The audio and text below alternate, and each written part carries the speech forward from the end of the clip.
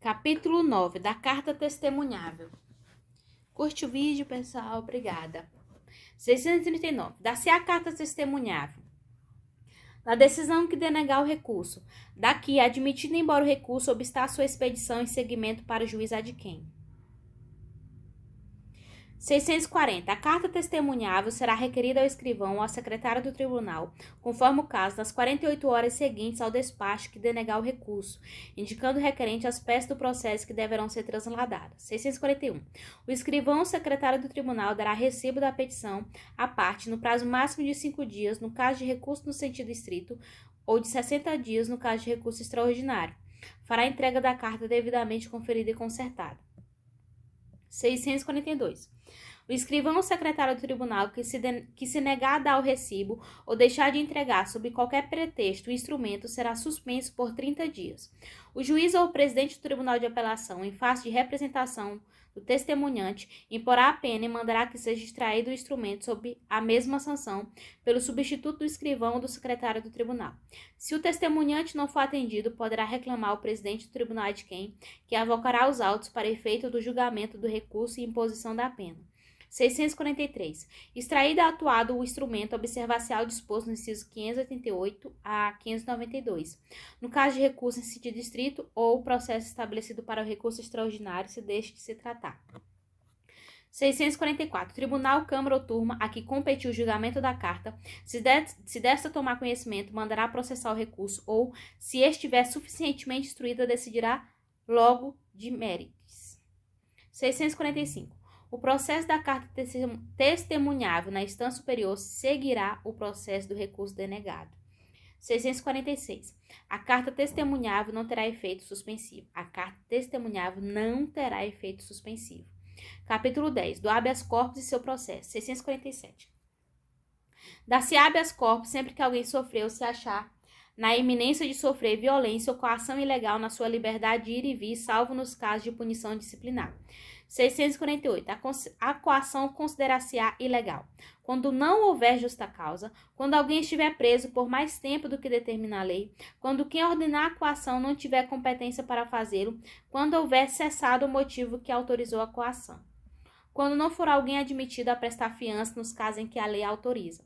Quando o processo for manifestamente nulo. Quando extinta a punibilidade. 649. O juiz ou tribunal, dentro dos limites da sua jurisdição, fará passar imediatamente a ordem impetrada nos casos em que tenha cabimento, seja qual for a autoridade coatora. 650. Competirá conhecer originariamente do pedido de habeas corpus. 1. Ao Supremo Tribunal Federal, nos casos previstos no artigo 101, inciso 1, a linha G da Constituição. 2. Aos tribunais de apelação, sempre que os atos de violência ou coação forem atribuídos aos governadores ou interventores dos estados ou territórios, ou ao prefeito do Distrito Federal, ou aos seus secretários ou aos chefes de polícia. Parágrafo 1º. A competência do juiz cessará sempre que a violência ou a coação provier de autoridade judiciária de igual ou superior jurisdição. Parágrafo 2º.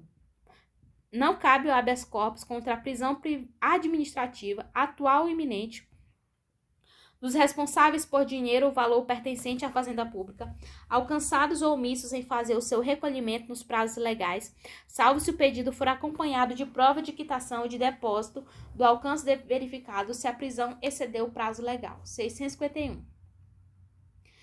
A concessão do habeas corpus não obstará nem porá termo ao processo, desde que este não esteja em conflito com os fundamentos daquela. 652. Se o habeas corpus for concedido em virtude de nulidade do processo, este será renovado.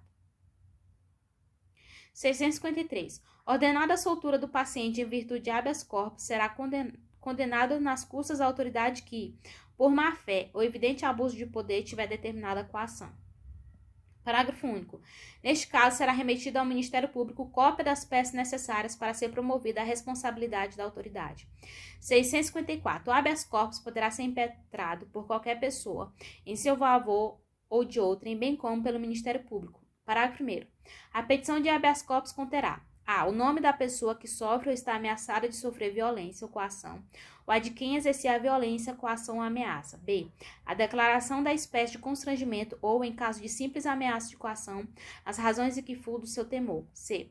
A assinatura do impetrante ou de alguém a seu rogo quando não souber ou não puder escrever e a designação das respectivas residências. Parágrafo 2º. O juiz e os tribunais têm competência para expedir de ofício ordem de habeas corpus quando, no curso do processo, verificarem que alguém sofre ou está na iminência de sofrer coação ilegal. 655. O carcereiro ou diretor da prisão, o escrivão, oficial de justiça ou autoridade judiciária ou policial que embaraçar ou procrastinar a expedição de ordem de habeas corpus, as informações sobre a causa da prisão, a condução e a apresentação do paciente ou a sua soltura, será multado na quantia de R$200.000 a 1 conto de réis, sem prejuízo das penas em que incorrer. As multas serão impostas pelo juiz do tribunal que julgar o habeas corpus, salvo quando se tratar de autoridade judiciária, caso em que caberá ao Supremo Tribunal Federal ou ao Tribunal de Apelação impor as multas. 656. Recebida a petição de habeas corpus, o juiz, se julgar necessário e estiver preso o paciente, mandará que este lhe seja imediatamente apresentado em dia e hora que designar. Parágrafo único. Em caso de desobediência, será expedido mandado de prisão contra o detentor, que será processado na forma da lei, e o juiz providenciará para que o paciente seja tirado da prisão e apresentado em juízo. 657. Se o paciente estiver preso, nenhum motivo excusará a sua apresentação, salvo grave enfermidade do paciente. Não está ele sob a guarda da pessoa a quem se atribui a detenção. Se o comparecimento não tiver sido determinado pelo juiz ou pelo tribunal. Parágrafo único. O juiz poderá ir ao local em que o paciente se encontrar, se este não puder ser apresentado por motivo de doença. 658. O detentor declarará a ordem de quem o paciente estiver preso. 659. Se o juiz ou o tribunal verificar que já cessou a violência ou a coação ilegal, julgará prejudicado o pedido. 660. Efetuadas as diligências, interrogado o paciente, o juiz decidirá fundamentadamente dentro de 24 horas. Parágrafo 1º. Se a decisão for favorável ao paciente, será logo posto em liberdade, salvo se por outro motivo dever ser mantido na prisão. Parágrafo 2º. Se os documentos que instruir a petição evidenciarem a ilegalidade da coação, o juiz ou o tribunal ordenará que cesse imediatamente o constrangimento. Parágrafo 3º. Se a ilegalidade decorrer de fato não ter sido... Repetindo. Se a ilegalidade decorrer do fato de não ter sido o paciente admitido a prestar fiança, o juiz arbitrará o valor desta, que poderá ser prestada perante ele, remetendo, neste caso, à autoridade os respectivos autos, para serem anexados aos do inquérito policial ou aos do processo judicial. Parágrafo 4º. Se a ordem de habeas corpus for concedida para evitar ameaça de violência ou coação ilegal, dar-se ao paciente salvo conduto assinado pelo juiz.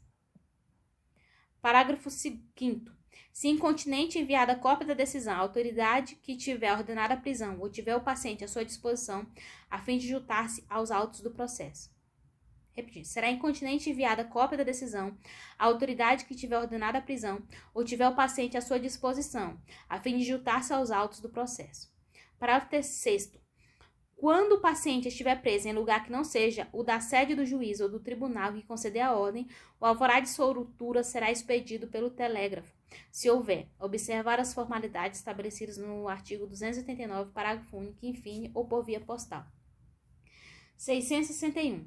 Em caso de competência originária do Tribunal de Apelação, a petição de habeas corpus será apresentada ao secretário, que a enviará imediatamente ao presidente do tribunal, ou da Câmara Criminal ou da turma que estiver reunida ou primeiro tiver de reunir-se. 662. Se a petição contiver os requisitos do artigo 654, parágrafo 1º, o presidente, se necessário, requisitará da autoridade indicada como coator informações por escrito. Faltando, porém, qualquer daqueles requisitos, o presidente mandará preenchê-lo logo que lhe for apresentada a petição. 663. As diligências do artigo anterior não serão ordenadas se o presidente entender que o habeas corpus deva ser indeferido in limine. Nesse caso, levará a petição ao tribunal, câmara ou turma para que delibere a respeito. 664. Receber as informações ou dispensadas, o habeas corpus será julgado na primeira sessão, podendo, entretanto, adiar-se o julgamento para a sessão seguinte. Parágrafo único. A decisão será tomada por maioria de votos. Havendo empate, se o presidente não tiver tomado parte na votação, proferirá votos de desempate. No caso contrário, prevalecerá a decisão mais favorável ao paciente. 665.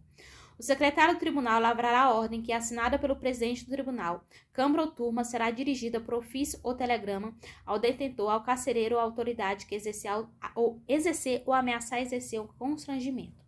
Parágrafo único. A ordem transmitida por telegrama obedecerá ao disposto no artigo 279, parágrafo único e fim. 666. Os regimentos dos tribunais de apelação estabelecerão as normas complementares para o processo de julgamento do pedido de habeas corpus de sua competência originária. 667. No processo de julgamento do habeas corpus de competência originária do Supremo Tribunal Federal, bem como nos de recurso das decisões de última ou única instância denegatórias de habeas corpus, observar-se-á no que lhes for aplicável o disposto nos artigos anteriores, devendo o regimento interno do tribunal estabelecer as regras complementares.